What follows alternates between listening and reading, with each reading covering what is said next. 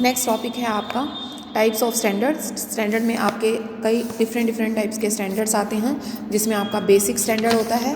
Basic standard जो होता है उसे इनिशियल स्टैंडर्ड्स बोलते हैं, या स्टैंडर्ड जो आता है फिक्स स्टैंडर्ड बोला जाता है। उसके अलावा एक आपका करंट स्टैंडर्ड होता है। करंट स्टैंडर्ड में आपके तीन तरह के स्टैंडर्ड्स को और आप इसके अंदर स्टडी कर सकते हैं। उसमें आता है एक आइडल स्टैंडर्ड, जो बिल्कुल ही परफेक्ट होता है, जो बिल्कुल ही ठीक माना जाता है, जो बिल्कुल आपका अकॉर्डिंग टू जितना आपने फिक्स किया है एक्चुअल में उतना ही होता है। आइडल का मतलब एक्सपेक्टेड स्टैंडर्ड होता है, जो आपके नियर टू डेयर होता है। और एक नॉर्मल स्टैंडर्ड फिक्स करते हैं, जो कि ना बहुत ऊंचा होता है और ना ही बहुत नीचा होता है, जो कि एक मौसम के बेसिस पर या आपकी जो साइकिल होती है, प्रोडक्ट साइकिल होती है, उसके बेसिस पर आप इसको कर चल सकते हैं।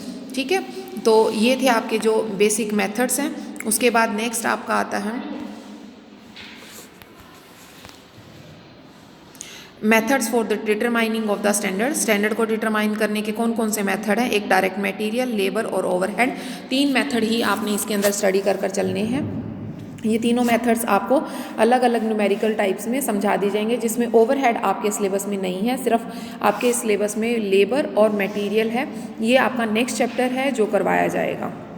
उसके बाद नेक्स्ट टॉपिक आता है स्टैंडर्ड कॉस्ट और हिस्टोरिकल कॉस्ट। हिस्टोरिकल कॉस्ट होती है जो आपकी पुरानी कॉस्ट होती है। जैसे मान लो आपने 1991 में फर्म स्टार्ट की है, आप 1995 में कोई स्टैंडर्ड फिक्स करना चाहते हैं, और जो 1994 का डाटा है, 1994 में जो खर्चे हुए एक्चुअल में जो हुए वो 1994 एज आ हिस्टोरिकल कॉस्ट में माने जाएंगे। और जो 1995 में आप स्टैंडर्ड फिक्स कर चलेंगे सभी के बेसिस पर, वो आपका क्या माना जाएगा? वो आपके माने जाएंगे कि आपने इनको जो है स्टैंडर्ड फिक्स किए हैं। कहने का मतलब है जो 1995 में आप अपने अंदाजे से रॉ मटेरियल की कॉस्ट को देखकर आप ये अंदाज़ा लगाते हैं कि हमारा प्रोडक्ट इतने रुपए में तैयार हो जाएगा, तो वो आपके स्टैंडर्ड हैं। ठीक है, अब चलते हैं इनका जो डिफरेंस है बेसिक। वो कहता है रिकॉर्ड्स एंड डिटर्मिनेशन। वो कहता है रिकॉर्ड्स तैयार किए जाते हैं, जो ये होते हैं इनको जो आपके स्टैंडर्ड्स होते हैं, जो स्टैंडर्ड कॉस्ट होती है वो पहले से ही फिक्स कर दी जाती है, और जो हिस्टोरिकल कॉस्ट होती है वो पुरानी की कॉस्ट होती हैं। Relationship with the efficiency. वो कहता है जो आपकी हिस्टोरिकल कॉस्ट होती है वो ज़्यादा जानकारी मिलती है वहाँ पर कॉस्ट की, क्योंकि वो एक्चुअल में हुई होती है।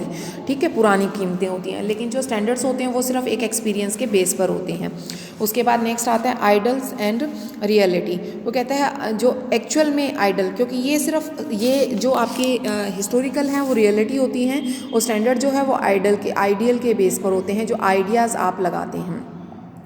और जो कहता है जो स्टैंडर्ड्स होते हैं जो वो आप अपने आइडियाज़, उनका कोई रिलेशन नहीं होता है अकाउंटिंग से, लेकिन जो आपके हिस्टोरिकल होती हैं वो आपके का पार्ट होती हैं अकाउंटिंग का, क्योंकि वो कहीं ना कहीं अकाउंट्स में प्रॉफिट लॉस में ऐड होते हैं। वो कहता है कंपल्शन जो है वो आपके जो हिस्टोरिकल कॉस्ट है उनको बनाना कंपल्शन होती है, लेकिन स्टैंडर्ड्स का नहीं होता। और इंपॉर्टेंस के अगर पॉइंट ऑफ व्यू से देखें तो दोनों ही काफ़ी इंपॉर्टेंट होती हैं। अगर हम कॉस्ट को कंट्रोल करने की बात करते हैं तो हमारे लिए स्टैंडर्ड कॉस्टिंग होती है, ठीक है, इंपॉर्टेंट है। और अगर हम ओवरऑल अपने अकाउंटिंग को कंट्रोल करने की बात करें तो हमारे लिए हमारी हिस्टोरिकल कॉस्ट इंपॉर्टेंट होती है। स्टैंडर्ड कॉस्ट और एस्टिमेटेड कॉस्ट में भी वही डिफरेंस है जो आपका इसमें हिस्टोरिकल में एस्टिमेटेड भी और स्टैंडर्ड भी, इनमें सिमिलरिटीज़ ज़्यादा हैं और डिफरेंस कम है। वही चीज़ें हैं कि कॉस्ट जो है, पर्पस क्या है, अवेलेबिलिटीज़ क्या हैं, ये सब आप पढ़ेंगे तो आपको काफ़ी अच्छी तरह से क्लियर हो जाएगा। इसी तरीके से स्टैंडर्ड कॉस्टिंग और बजटरी कॉस्टिंग में भी वही डिफरेंस है, एक दूसरे का इनके साथ क्या रिलेशन है। ये छोटे छोटे टॉपिक्स हैं जिनको आप अपने बेस पर करेंगे, आपको बहुत अच्छी तरह से बुक में लिखा हुआ समझ आ जाएगा। ठीक है, तो मेरी तरफ से ये टॉपिक और ये चैप्टर कंप्लीट हो जाता है। अब आप जो हैं कल मैं जो है आपको इसको न्यूमेरिकल स्टार्ट करा दूँ।